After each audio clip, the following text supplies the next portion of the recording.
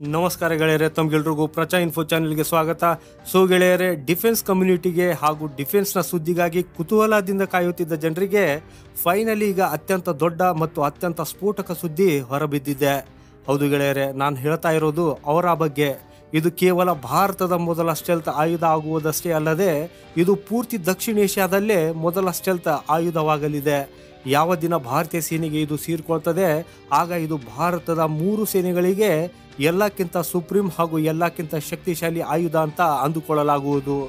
ಈ ಕಾರಣದಿಂದಾಗಿಯೇ ಈ ಅಸ್ತ್ರದ ಬಗ್ಗೆ ಹೆಚ್ಚು ನಿರೀಕ್ಷಣೆ ಇದೆ ಮತ್ತು ಈ ಸುದ್ದಿಗಾಗಿ ಬಹಳಷ್ಟು ಜನರು ಬಹಳ ಕುತೂಹಲದಿಂದ ಕಾಯುತ್ತಿದ್ದಾರೆ. ಹಾಗೂ ಇವತ್ತು ಇದರ ಬಗ್ಗೆನೇ ಬಹಳ ದೊಡ್ಡ ಮತ್ತು ಬಂಪರ್ ಸುದ್ದಿ ಒಂದು ಹೊರಬಿದ್ದಿದೆ. ಸೊ ಗೆಳೆಯರೆ, ಆ ಸುದ್ದಿ ಏನಾಗಿದೆ ಅನ್ನೋದನ್ನ ಈ ಒಂದು ಸಣ್ಣ ವಿಡಿಯೋದಲ್ಲಿ ಡೀಟೇಲ್ ಆಗಿ ತಿಳಿದುಕೊಳ್ಳೋಣ. ಅಲ್ಲಿವರೆಗೂ ನಮ್ಮನ್ನು ಸಪೋರ್ಟ್ ಮಾಡುವುದಕ್ಕಾಗಿ ಈ ವಿಡಿಯೋಗೆ ಲೈಕ್ ಮಾಡಿ ಹಾಗೂ ಚಾನೆಲನ್ನು ಸಬ್ಸ್ಕ್ರೈಬ್ ಮಾಡೋದನ್ನು ಮರೆಯದಿರಿ. ಆ್ಯಕ್ಚುಲಿ ಈ ವಿಷಯ ಅಂತೂ ನಿಮಗೆ ಗೊತ್ತೇ ಇದೆ. ಭಾರತದ DRDO ಹಾಗೂ ADA ಕೂಡಿಕೊಂಡು UCAV ಮಾಡುತ್ತಿದೆ ಅನ್ನೋದು. ಇದು ಭಾರತದ ಮೊದಲ ಸ್ಟೆಲ್ತ್ ಆಯುಧವಾಗಿರಲಿದೆ. ಈ ಆಯುಧ ಮಾಡುವುದಕ್ಕಾಗಿ ಯಾವ ಟೆಕ್ನಾಲಜಿ ನಮಗೆ ಬೇಕಾಗಿತ್ತು, ಯಾವ್ಯಾವ ಇಕ್ವಿಪ್ಮೆಂಟ್ಸ್ಗಳು ಅಥವಾ ಇದರ ಪಾರ್ಟ್ಸ್ ಮಾಡುವಂಥದ್ದಾಗಿದ್ದು ಅವುಗಳೆಲ್ಲವನ್ನ ನಾವು ಈಗ ಮಾಡಿ ರೆಡಿ ಮಾಡಿದ್ದೇವೆ. ಇಲ್ಲಿಯವರೆಗೂ ಇದರ ಇಂಜಿನ್ ಇರುವಂಥದ್ದನ್ನು ಕೂಡ ಬಹುತೇಕ ಫೈನಲೈಸ್ ಆಗಿದೆ. ಇದಷ್ಟೇ ಅಲ್ಲದೆ ನಾವು ಇದರದೊಂದು ಸ್ವಿಫ್ಟ್ ಅನ್ನೋ ಹೆಸರಿನ ಸಣ್ಣ ಮಾಡೆಲ್ ಅನ್ನು ಕೂಡ ಮಾಡಿದ್ದೇವೆ ಹಾಗೂ ಅದನ್ನು ಹಾರಿಸುವ ಮುಖಾಂತರ ಇದರ ಯಶಸ್ವಿ ಪರೀಕ್ಷೆಯನ್ನು ಕೂಡ ಮಾಡಲಾಗಿದೆ. ಸ್ಕ್ರೀನ್ ಮೇಲೆ ನೀವು ನೋಡ್ತಾ ಇರಬಹುದು. ಇದರ ಬಗ್ಗೆ ಇರುವಂಥ ಎಲ್ಲವೂ ಈಗ ರೆಡಿ ಆಗಿದೆ. ಸೊ ಈಗ ನಾವೇನು ಮಾಡಬೇಕು ಅಂದರೆ ಇದರ ಟೆಕ್ನಾಲಜಿ ಹಾಗೂ ಇದರ ಬಹಳಷ್ಟು ಪಾರ್ಟ್ಸ್ಗಳು ರೆಡಿ ಮಾಡಿರುವಂಥದ್ದನ್ನು ಅವುಗಳನ್ನು ನಾವು ಪರಸ್ಪರ ಜೋಡಿಸಿ ಅಸೆಂಬಲ್ ಮಾಡಬೇಕಾಗಿದೆ. ಅದರ ನಂತರ ಟೆಸ್ಟಿಂಗನ್ನು ಮಾಡಿ ಸೇನೆಗೆ ಉಪಯೋಗಿಸುವುದಕ್ಕಾಗಿ ಇದನ್ನು ಕೊಡಲಾಗುವುದು. ಈಗ ಇದಷ್ಟೇ ಇದರ ಕೆಲಸ ಉಳಿದಿದೆ. ಆದರೆ ಕಳೆದ 1.5 ವರ್ಷಗಳಿಂದ ಈ ಕೆಲಸ 1 ಇಂಚಿನವರೆಗೂ ಮುಂದೆ ಹೋಗಿಲ್ಲ. ಈಗ ನೀವು ಹೇಳಬಹುದು ಹೀಗ್ಯಾಕೆ ಆಗಿಲ್ಲ ಅಂತ. ಸೊ ಇದಕ್ಕೆ ಕಾರಣ ಅಂದರೆ ಫಂಡಿಂಗ್. ಆ್ಯಕ್ಚುಲಿ DRDO ಹಾಗೂ ADOಗೆ ಅಮೌಂಟೇ ಸಿಗ್ತಾ ಇದ್ದಿದ್ದಿಲ್ಲ. ಹಾಗೂ ಯಾಕೆ ಅಮೌಂಟ್ ಸಿಗ್ತಾ ಇದ್ದಿದ್ದಿಲ್ಲ? ಇದರ ಹಿಂದಿನ ಕಾರಣ ಅಂದರೆ ಅಪ್ರೂವಲ್. ಆ್ಯಕ್ಚುಲಿ ಭಾರತದ CCS ಅಂದರೆ ಕ್ಯಾಬಿನೆಟ್ ಕಮಿಟಿ ಆನ್ ಸೆಕ್ಯೂರಿಟಿಯು ಎಲ್ಲ ದೊಡ್ಡ ಡಿಫೆನ್ಸ್ ಪ್ರಾಜೆಕ್ಟ್ಗಳಿಗೆ ಅಪ್ರೂವಲ್ ನೀಡುತ್ತದೆ. ಆಗ ಮಾತ್ರ ಇದಕ್ಕೆ ಫಂಡಿಂಗ್ ಸಿಗ್ತದೆ. ಆದರೆ ಈ CCS ಇನ್ನು ಅಪ್ರೂವಲ್ಲೇ ಕಳಿಸಿಲ್ಲ. ಆದರೆ ಈಗ ಇದರ ಬಗ್ಗೆ ಒಂದು ಒಳ್ಳೆಯ ಸುದ್ದಿ ಹೊರಬಿದ್ದಿದೆ. ಭಾರತದ ಹಣಕಾಸು ಸಚಿವಾಲಯವು ತನ್ನ ಸಂಪೂರ್ಣ ಪ್ರಸ್ತಾವನೆಯನ್ನು ವಿಶ್ಲೇಷಿಸುವ ಸ್ಪೆಷಲ್ ಕಮಿಟಿಯನ್ನು ರಚಿಸಿದೆ.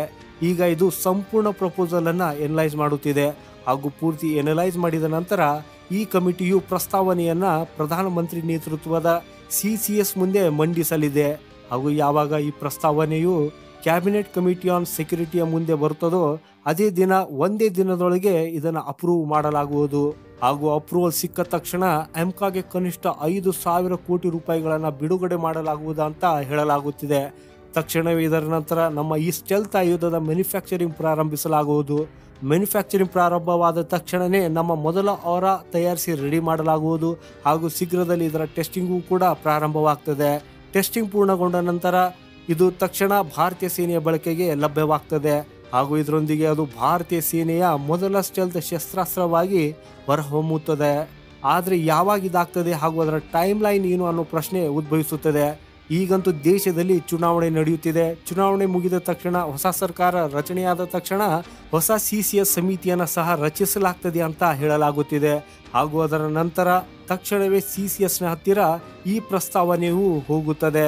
ಅಂದರೆ ಈ ಪ್ರಸ್ತಾಪವನ್ನು ಈಗಿನಿಂದ 1.5 ತಿಂಗಳ ನಂತರ ಯಾವುದೇ ಸಮಯದಲ್ಲಿ ಅಪ್ರೂವಲ್ ಕೊಡಬಹುದು. ಹಾಗೂ ನಂತರ ಅದರ ಮ್ಯಾನುಫ್ಯಾಕ್ಚರಿಂಗ್ ಮತ್ತು ನಿರ್ಮಾಣದ ಕಾರ್ಯದ ವೇಗದಿಂದ ಎಷ್ಟು ಸಮಯದವರೆಗೆ ಇದರ ಟೆಸ್ಟಿಂಗ್ ಮಾಡಲಾಗ್ತದೆ ಹಾಗೂ ಯಾವ ಸಮಯದವರೆಗೂ ಸೇನೆಗೆ ಲಭ್ಯವಾಗಲಿದೆ ಅನ್ನೋದು ಗೊತ್ತಾಗಲಿದೆ.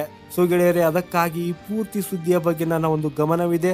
ಈ ಪ್ರಾಜೆಕ್ಟ್ಗೆ ಸಂಬಂಧಿಸಿದಂತೆ ಯಾವುದೇ ಸುದ್ದಿಯು ಬಂದರೆ ತಕ್ಷಣ ನಾನು ನಿಮಗೆ ತಿಳಿಸುವ ಪ್ರಯತ್ನ ಮಾಡ್ತೇನೆ. ಅದಕ್ಕಾಗಿ ಚಾನೆಲನ್ನು ಸಬ್ಸ್ಕ್ರೈಬ್ ಮಾಡಿ. ಈ ರೀತಿಯ ವಿಡಿಯೋಸ್ಗಾಗಿ ಈ ವಿಡಿಯೋನ ಲೈಕ್ ಮಾಡಿ. ವಂದೇ ಮಾತರಂ, ಭಾರತ್ ಮಾತಾ ಕಿ ಜೈ.